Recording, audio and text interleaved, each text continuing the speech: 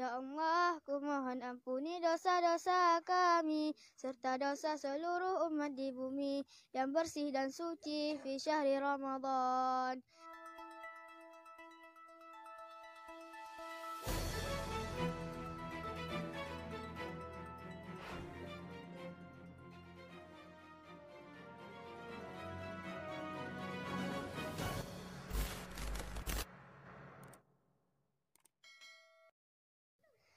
Baik ya.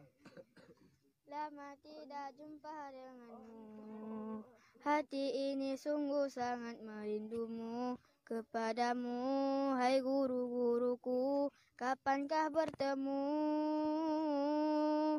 Libur ini terlalu panjang, hingga di rumah pun terasa bosan. Ingin kembali pulang ke daya, berjumpa kalian.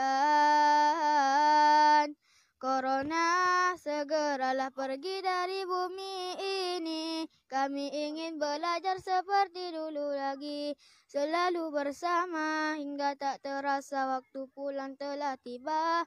Corona, segeralah pergi dari bumi ini. Kami ingin belajar seperti dulu lagi, belajar bersama hingga tak terasa waktu pulang telah tiba. Ya Allah.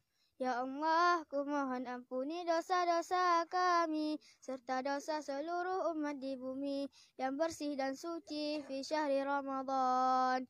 Berikanlah keberkahan pada kami. Assalamualaikum warahmatullahi wabarakatuh.